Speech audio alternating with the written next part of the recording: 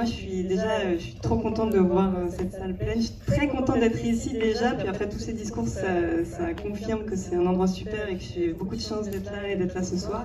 Donc déjà merci beaucoup de m'accueillir. C'est un film que j'ai tourné dans le Jura, c'est là-bas que j'ai grandi. C'est là-bas où j'habite toujours d'ailleurs, j'y suis retournée dès que j'ai pu, j'ai fait mes études puis je suis retournée là-bas. C'est un film sur la jeunesse rurale qui est un peu abîmée mais qui est aussi voilà, plein de vitalité, j'espère que ça vous plaira. En fait moi c'est toujours les meilleures présentations quand je peux être accompagnée des comédiens parce qu'en fait le film c'est eux, vous allez voir que c'est... Voilà, et donc je suis trop fière en fait à chaque fois que je peux les prendre avec moi. Donc là, voilà, c'est un moment important aussi pour moi de ramener Clément et Mathis qui sont incroyables dans le film, vous allez voir. J'aimerais bien remercier l'équipe régie qui est là ce soir, qui était une équipe, une dream team, qui a donné un tournage qui était très sportif, qui a fait avec beaucoup d'enthousiasme et qui connaît mieux le Jura que moi maintenant. Donc merci beaucoup et bon, merci à Muriel comme d'habitude, ma productrice de rêve. Muriel Bénard, la productrice du film. Dans une petite société qui s'appelle Agathe Film, fondée entre autres par un certain Robert Guédiguian de Montreuil. Donc c'est avec un casting local, avec un accent jurassien, ou en tout cas environnant. J'espère que vous allez apprécier et j'ai hâte d'en parler après avec vous. Merci beaucoup. Vous voulez dire un mot, les garçons? J'ai utilisé beaucoup le film, ce hop. Oui. Le titre, c'était soit 20 dieux, soit hop. Vous avez bien choisi. Mais sinon, on se retrouve tout à l'heure, hein, on parle. Oui, après la projection. Merci à tous les quatre. À tout à l'heure.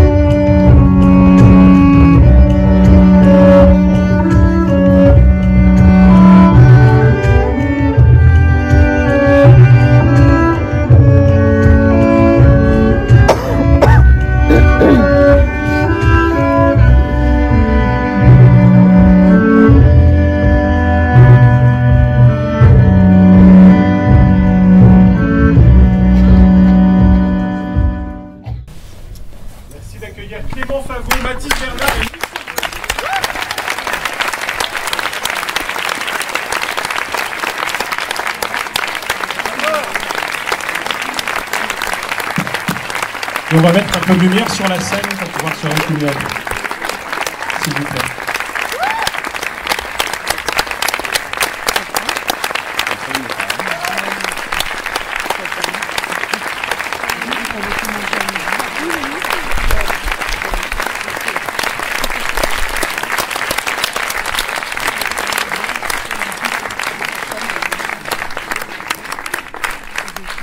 On n'a pas cette salle, mais le film ne triomphera pas qu'à Lons-le-Saunier. Il va marcher vraiment ailleurs.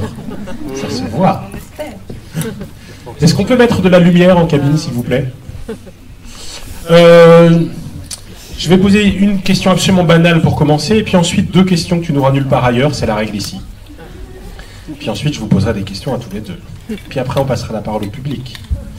La question absolument banale, c'est que ce film ne ressemble pas nécessairement au court-métrage que tu avais fait avant, que j'ai évoqué tout à l'heure. Il aborde un autre aspect de ta... en dialogue avec ta vie, et tu l'as évoqué, c'est la dimension régionale, j'allais dire, de ce cinéma. Pourquoi est-ce que ça t'intéressait de filmer dans cette région-là que tu connais très bien? Et quel était le point de départ d'écriture de ce scénario? Alors il y a quand même un point commun avec le court-métrage, c'est qu'il est aussi tourné dans le Jura, oui, comme tous les courts-métrages que j'ai réalisés, mais en effet c'est plutôt sur le milieu du cirque, donc on n'est pas du tout dans le même thème. Et moi je crois que j'aime bien rentrer complètement dans un univers et montrer les coulisses un peu de cet univers-là, donc là c'était voilà, sur cette jeunesse que je connais bien.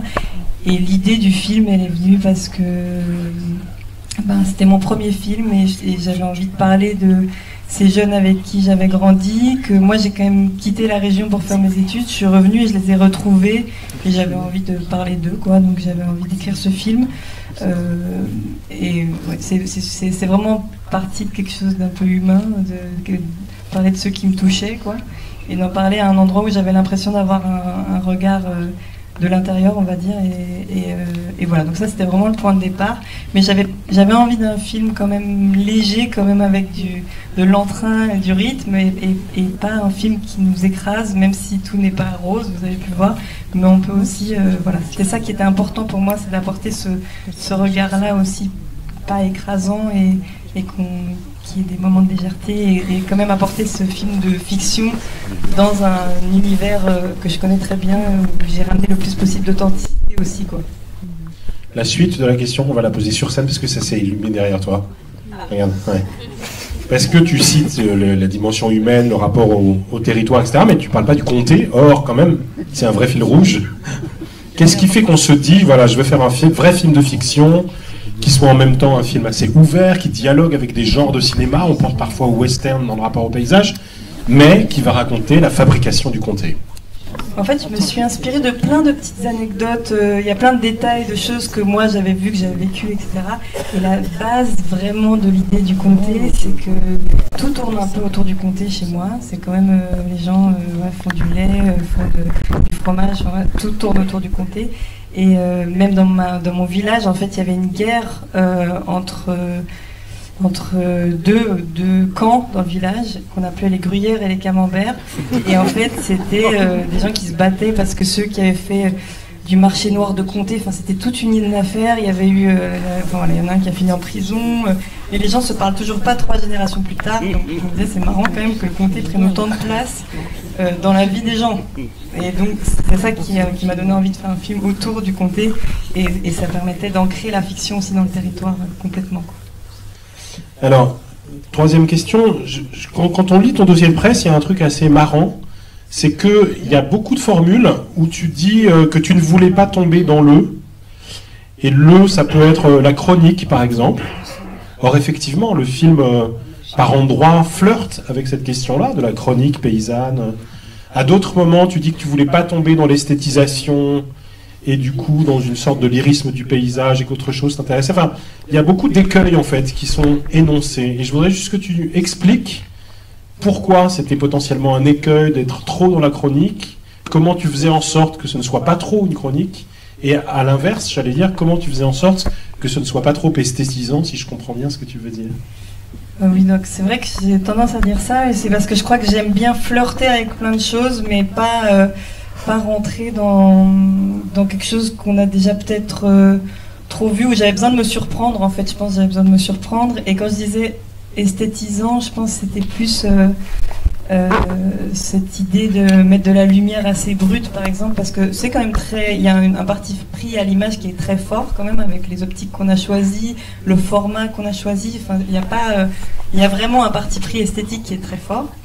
Mais en fait, je pense que j'avais envie de montrer la campagne comme moi je l'avais jamais vue. Et je pense que c'est pour ça que j'ai dit je voulais pas tomber dedans, parce que c'est peut-être des choses que j'ai déjà vues dans des films qui ne ressemblaient pas à mon regard sur cette ruralité. Et donc j'essaie d'éviter des choses, et en même temps, voilà, en fait je crois que c'est aussi comme ça qu'on fait un film, peut-être. Enfin, en tout cas, moi, c'est mon truc, c'est de me dire ça, je peux pas faire, donc comment je fais pour. Et en fait, on fait peut-être quand même ça. Peut-être à la fin, j'ai fait ça.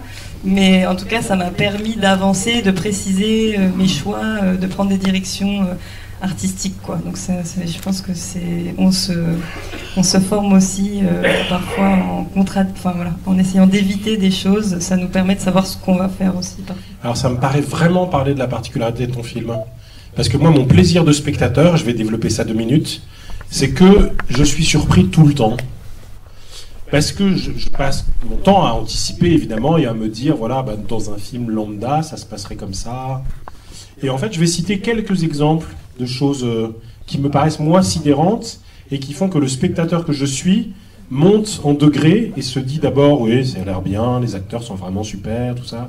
Puis il y a un palier où je me dis, ah non, c'est quand même vraiment, vraiment bien. Puis il y a un truc où je me dis, ah non, c'est quand même un des meilleurs films français de l'année. Enfin, et en fait, c'est créé par des scènes en particulier que je trouve renversantes, ou des choix qui sont précisément dans la façon de déjouer les facilités du scénario. J'en cite quelques-unes. La première chose qui me sidère, c'est de ne pas filmer la rencontre du début. C'est-à-dire de passer directement de cette ambiance de fête sur laquelle on peut revenir en termes de mise en scène à y a une fille, elle est là, les deux ont envie, on y va et on couche ensemble. Et dans n'importe quel film, cette scène-là aurait été montrée, elle aurait été scénarisée, écrite, on aurait joué la question de la séduction, ce côté très abrupt de dire non, ça y est, le couple existe, maintenant qu'est-ce qu'on fait ensemble, qui raconte quand même beaucoup de choses sur la rugosité de ces relations, j'allais dire jusqu'à la fin, jusqu'au dernier plan même.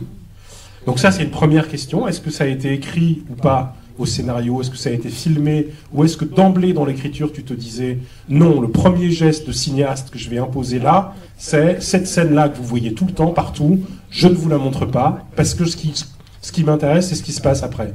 Parce que ce qui se passe après, c'est quand même que nous allons penser que lui va vivre une humiliation, non seulement parce qu'elle a déjà quelqu'un d'autre à la fête suivante, mais que peut-être, il y a quand même ce truc très masculin de il a défailli au lit, il a failli au lit, et donc du coup elle lui en veut, et donc du coup ça renvoie à une forme d'impuissance ou d'incapacité, et donc le spectateur fait ce chemin-là pour comprendre l'ampleur de la vexation. Tout ça à partir de ce côté très abrupt du découpage. Deuxième chose qui me sidère, et là je me dis, ce film est immense, après j'arrête, hein, on est au sommet là, mais c'est la façon dont est filmée la mort du père, que je trouve extraordinaire. Pour plein de raisons. Et je veux bien que tu commentes ça, ce que je vais dire. C'est que y a ce geste d'agression pendant le bal. Bon. Il y a une poursuite. D'abord à pied, puis à moto, et la musique s'enclenche, y compris les voix chantées, et on se dit, ok, on a déjà vu, elle a envie de filmer une poursuite, ça fait partie des plaisirs du cinéma, c'est parti, on va les voir dans un montage alterné, poursuivi, poursuivant, tout ça, et on n'a pas du tout ça. On n'a pas du tout ça, les poursuivants, ils n'existent pas, on reste avec les jeunes, et là, tout à coup, on rebascule sur un truc où on culpabilise d'avoir oublié, qui est la découverte de l'accident de voiture, avec ce geste extraordinairement élégant, qui consiste à rester avec le personnage, et à attendre que les autres aillent faire témoignage de la mort probable du père, qu'on comprend juste derrière. Et là, ce geste-là de cinéma, de se dire, non, mais en fait, il y a une violence, tout ça, mais je ne vais pas le traiter maintenant. Les poursuivants, on va les revoir plus tard, dans un endroit complètement inattendu, pour moi, fait partie d'un geste de scénariste et de cinéaste extrêmement fort. C'est pour ça que ce film fait l'ouverture. Merci pour ça, ça me fait toujours trop plaisir quand les gens sentent toutes les intentions que j'ai mises et en plus l'expriment encore beaucoup mieux que ce que j'aurais pu faire. Donc déjà ça me fait très plaisir. Et c'est vrai que la rugosité des personnages c'était ce qui était le plus important pour moi, de garder ça et de pas raconter ces histoires d'amour en montrant une espèce de sensualité un peu facile dans les moments d'intimité. J'avais envie que la sensualité soit ailleurs et parfois pas que dans les scènes amoureuses, parfois aussi dans des rapports, des relations fraternelles, enfin dans d'autres choses. Il y a un côté comme charnel et un peu ailleurs dans le film, je trouve. Mais que dans les scènes d'intimité, on montre autre chose qui n'est pas la sensualité en fait, mais aussi de la maladresse, mais qu'on y croit quand même. On m'a souvent dit au scénario, mais est-ce que tu es sûr qu'on va croire à cette histoire d'amour, même si on rentre pas dans quelque chose de sensuel entre eux et tout. Moi, j'avais pas peur parce qu'en fait, on a tous vécu aussi des maladresses, surtout dans ce genre de début aussi amoureux de relation. Et donc, ça me faisait pas peur et je savais que j'avais envie de raconter les scènes d'amour, de manière beaucoup plus peut-être plus brute, mais en même temps du coup touchante pour moi en tout cas. C'est ça qui me touchait, c'est ça que j'avais envie de raconter. Et par rapport à et donc pour répondre aussi à ce que tu disais, ça a été écrit comme ça depuis le début, donc il n'y a jamais eu de scène coupée. En fait, on n'a rien coupé du film, sauf une petite scène qui était déjà vouée à être un peu à partir d'un truc avec un cascadeur qui avait une mini scène qui a été coupée, mais sinon en fait tout ce qui a été écrit est dans le film, donc il n'y a pas eu de scène coupée. Ça a été écrit de manière en fait assez radicale. Et après, on n'avait plus le choix que d'avoir cette matière voilà, qui n'était pas forcément toujours classique. Et puis après, dans cette course-poursuite et tout ça, ça me fait plaisir parce que c'est quelque chose qui existait au scénario. Et je me rappelle que Muriel, ma productrice, la première fois qu'elle a lu le scénario, c'est la première chose qu'elle m'a dit, c'est génial comme on s'embarque, on oublie complètement ce truc, puis d'un coup, paf, ça revient. Donc ça, c'est quelque chose qui existait au scénario, mais qui était en fait assez dur à mettre en pratique, qui était dur au tournage, qui était dur au montage, et qui s'est un peu, je pense, trouvé avec la musique. Donc la musique qui a été composée par ma mère et mon frère. Vous avez vu qu'il y a beaucoup de courvoisier dans le générique. Et en fait, cet élan-là, je trouve qu'en tout cas, c'est ça qui a un peu fini cette intention-là, parce que c'est dur à oublier quand même, ce départ en voiture, il est difficile à oublier, et c'était pas forcément non plus complètement le but. Je veux dire, évidemment qu'on l'a dans un coin de notre tête, mais en effet qu'il y a tellement d'autres choses qui se passent. Moi, j'aime bien les scènes où il se passe un peu tout en même temps.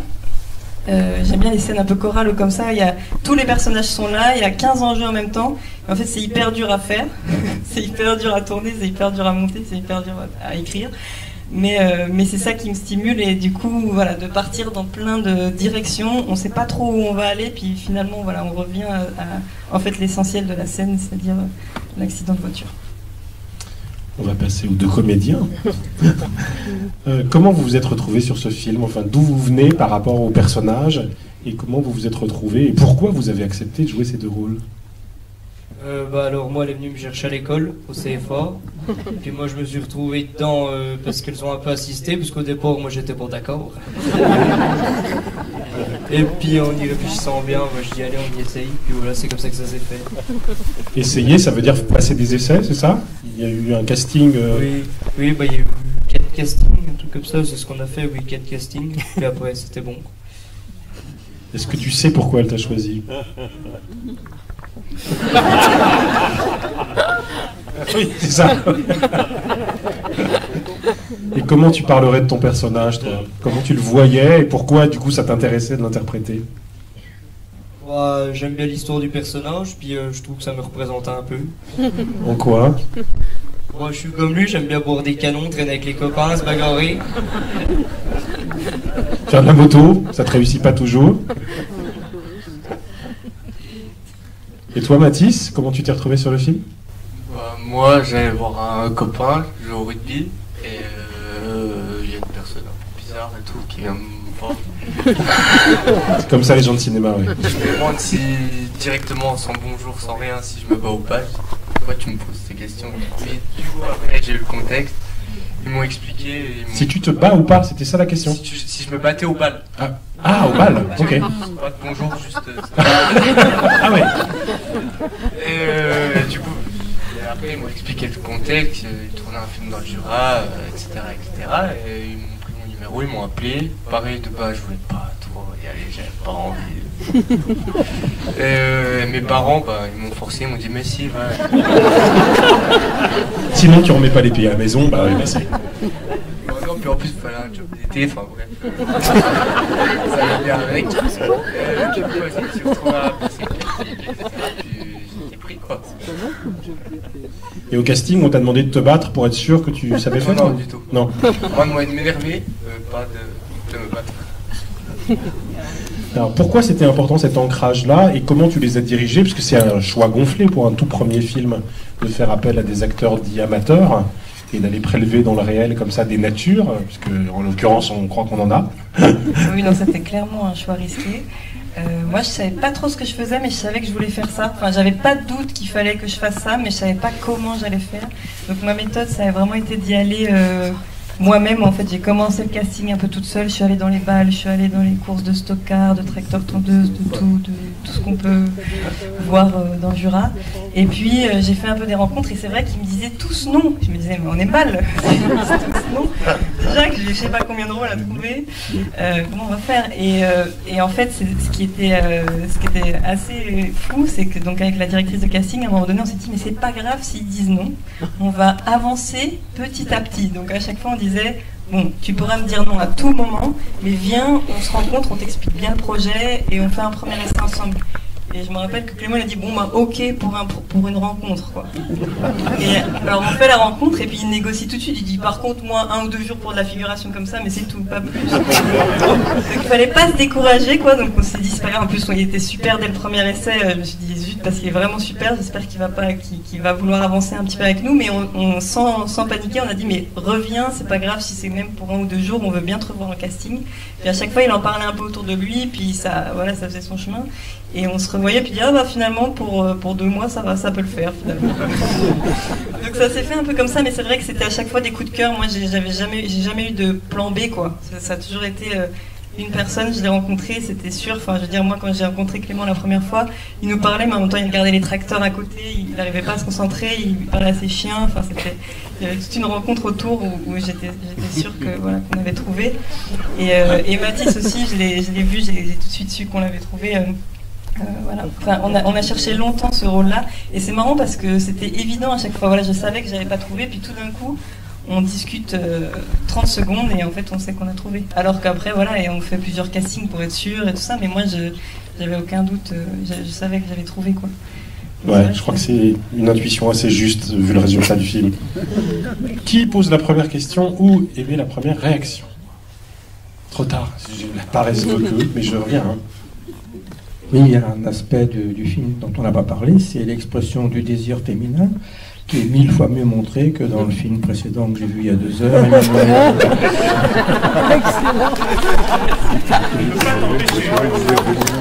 Il n'est pas en compétition l'autre non plus. Hein. Tu veux parler du désir féminin? En tout cas, ça me fait très plaisir parce que j'ai mis beaucoup d'attention à essayer de faire ça le mieux possible. C'est important, c'est vrai. Bonsoir, bravo. Et je voulais juste vous dire que j'ai beaucoup pensé à un film que j'aime beaucoup depuis très longtemps, qui est Andrei Roublev, que vous avez peut-être vu, ou Yain. Non. Non. Mais voilà. C'est ça qui est vraiment incroyable, c'est aussi une histoire d'un fils qui lui fait des cloches. Donc bon là c'est un chaudron, donc c'est retourné dans le sens. On m'en a parlé. Et ça se passe en Russie. Et on vous en a parlé, c'est ça? Oui, on a déjà eu cette... on a déjà vu. D'accord. Mais surtout parce que ça fait penser aussi à ce que vous racontez. C'est pour ça que je me suis permis de prendre la parole aussi. C'est que ça fait très très longtemps que j'ai vu ce film et je me suis dit mais c'est quoi qui est si fascinant dans ce personnage? C'est l'idée de savoir quelque chose, savoir faire quelque chose sans jamais avoir cherché à savoir le faire, mais pas en sachant seulement l'essentiel et pas les détails. Et ce personnage-là, il est exactement comme ça, et il me fait penser aussi à ce que vous semblez être en parlant de votre film. Voilà. Merci beaucoup. Pourquoi est-ce que vous avez appelé le film 20 dieux? C'est une bonne question, ça s'est pas toujours appelé 20 dieux en fait, ça s'appelait Toton pendant longtemps. Et en fait, en réécrivant une version, moi j'avais besoin de changer de titre pour faire vraiment une nouvelle version. Et puis, en fait, en écrivant le film, j'écrivais 20 dieux tout le temps parce que j'écrivais en jurassien, enfin je me disais, j'écrivais vraiment les dialogues en jurassien. Et 20 dieux, ça revenait souvent. Et donc, quand je me suis renseignée sur l'orthographe, parce que je m'étais jamais renseignée sur l'orthographe, parce qu'on l'entend, mais on l'écrit pas souvent. Et je me suis dit que ça leur allait bien, que ça allait bien au film. Donc, c'est ça qui a donné le nom au film. Et en fait, pour la petite histoire, ils le disent déjà beaucoup dans le film. Et moi, il fallait que je les ralentisse un peu, parce qu'en fait, ils le disaient un peu trop souvent. Donc, des fois, je disais peut-être là, ça fait un peu trop de 20 dieux, on peut ralentir un peu. Clément et Mathis, d'ailleurs, on veut bien savoir si vous avez du coup retravaillé les dialogues ou s'ils étaient écrits de façon très très précise. Comment vous avez travaillé sur cette question-là des dialogues tous les deux? Est-ce qu'il y a eu de l'impro? Est-ce que vous avez réagi au premier texte en disant mais ça sonne pas très juste, j'ai du mal à le dire, enfin... Ah bah oui, on a changé 2-3 trucs, ce qui nous correspondait le mieux, quoi. Oui, j'étais pas du tout à la virgule près. À chaque fois, voilà. En fait, c'est souvent eux qui... Déjà, quand ça sonnait faux, c'était toujours un problème de dialogue, c'était jamais un problème de eux. Donc souvent, on réfléchissait ensemble comment ça peut sonner mieux, peut-être. Voilà. Des fois, ça venait du dialogue, des fois, ça venait de la situation qui était trop statique ou d'autres choses, mais en tout cas, je laissais toujours... C'était assez proche du scénario, il n'y a pas eu beaucoup d'improvisation, très peu, en fait, c'est quand même assez proche des scènes écrites, mais voilà, j'étais pas du tout au mot près. Souvent, ils parlent... C'est mieux, en fait, le scénario est déceptif par rapport à ce qu'ils... Voilà, comment ils parlaient vraiment. Et Mathis, il y a eu des répétitions, enfin, c'est quoi les étapes successives pour s'approprier le texte? Il y a eu des répétitions, mais c'est pas fameuse, parce que c'est le dimanche souvent.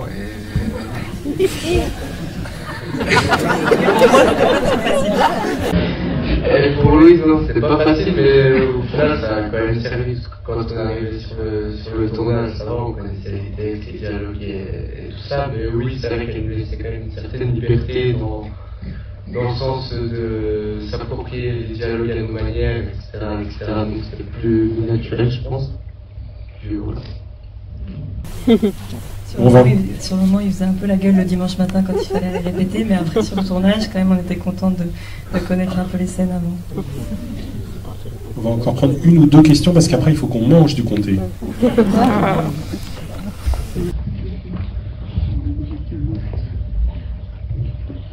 Bonsoir, merci beaucoup pour le film. J'avais une question sur les décors, enfin sur les lieux. Comment ça s'est passé le travail de repérage? Est-ce que c'est les endroits d'où vous venez vous? Est-ce que c'est vu que je connais un petit peu la région et j'étais bluffé par le fait de réussir à montrer ça en, je sais pas, si peu de temps, si peu plus, j'ai l'impression qu'on est hyper bien situé et juste comment ça s'est passé ça, le travail de repérage? Merci.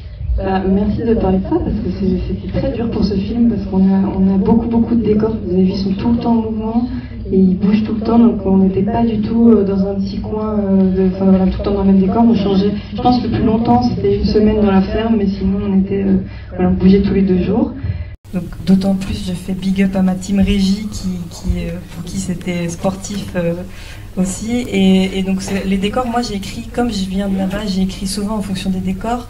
Donc il y a plein de décors qui étaient des endroits que je connaissais déjà. C'est aussi ma sœur qui était repéreuse, qui connaît aussi bien la région. Donc pour les fermes et tout ça, on allait visiter beaucoup de fermes ensemble. Mais c'est vrai que c'était dur, et à la fin, justement, après l'équipe régie a pris le relais sur certains décors. On a trouvé des lieux qui ressemblaient déjà à l'écriture et adapté beaucoup l'écriture aux lieux qu'on a trouvé aussi, parce qu'il y a des choses impossibles. Quand j'ai écrit ce qui se passait dans la ferme là, heureusement on avait un agriculteur incroyable qui nous a accueillis dans la ferme de Marie-Lise. Il fallait qu'il y ait une salle de lait dans laquelle ils se battent, qui soit à côté d'une salle de traite, qui soit pas loin du truc pour le vélage, qui ait plusieurs entrées. Enfin, c'était un casse-tête et c'était très très dur de trouver ce décor, et donc j'ai dû aussi beaucoup adapter l'écriture au décor qu'on a trouvé. Donc ça allait un peu dans les 2 sens. Et on avait aussi une équipe de déco, toute la déco en fait. Donc c'est ma sœur qui était chef décoratrice et mon frère qui était chef constructeur. Donc parfois, comme il savait ce qui se passait dans ma tête, il pouvait dire on a ce lieu qui ne correspond pas tout à fait, mais on va construire 4 cloisons et puis inventer tout un lieu qui... Donc c'était une longue aventure, mais voilà, ça a été plus facile du fait que j'avais déjà une expérience de terrain aussi là-bas. Par exemple, pour le plan séquence d'ouverture, on parle de la voiture dans laquelle il y a le veau, on emmène le fût de bière jusqu'à la livraison et jusqu'à la découverte de Toton qui va entamer un striptease. Ça, c'est du décor entièrement construit, c'est pas du tout de la captation. Non, ouais, alors ça, c'était... Donc, il y a beaucoup de types de manières de filmer, c'est-à-dire par exemple au stock car à la fin, on a tourné à moitié dans une vraie course de stock car et à moitié une fausse, et après on a mélangé les deux. Donc ça c'était presque documentaire, en tout cas une partie du tournage. Et puis par contre au début j'avais envie de tout recréer pour ce comice. Donc ça, en fait, la petite histoire, et c'est pour ça que tout à l'heure tu as dit la moto, attention quand même, parce que Clément, donc après une semaine de tournage, a fait un accident de moto, pas sur le tournage le week-end, et s'est cassé le fémur. Donc on a eu une petite interruption de 6 semaines. Voilà. Donc on a fait une petite interruption de tournage de 6 semaines, ce qui était, voilà, mais qui nous a servi aussi à vraiment bien préparer cette séquence-là, qui était presque 3 semaines de préparation à temps plein pour faire les décors, pour gérer toute cette figuration, pour voilà, travailler avec les agriculteurs, parce que c'est beaucoup de vaches, parce que tourner avec des figurants c'est déjà pas rien, mais alors tourner avec 60 vaches, qui doivent en plus avoir un parcours très précis, elles doivent passer devant la caméra, enfin voilà, c'est pas facile de diriger des vaches, on s'en est rendu compte plusieurs fois dans le film. Donc on avait ce plan séquence avec 300 figurants, où voilà, on avait pensé, du coup j'ai eu un peu de temps pour me pencher sur la mise en scène de ce plan séquence, et on a pensé, voilà, à chaque détail, le petit couple qui s'embrasse, le petit mouton qui passe, voilà, et chaque figurant est choisi aussi très minutieusement pour cette séquence, et on voulait qu'il y ait comme ça une déambulation. Et moi l'idée c'est qu'on rentre dans un univers mais qu'on le montre pas non plus, j'avais envie que ce soit suggéré, qu'on sente l'ambiance de ce comice, mais sans forcément faire une démonstration de force, de montrer on sent les vaches, on sent l'ambiance, parce que le comice c'est donc un peu un concours de beauté pour les vaches en fait, donc c'est ça le principe. Et je trouvais que c'était une belle manière d'entrer dans le film pour arriver en fait à l'endroit où tout se passe, c'est-à-dire la buvette.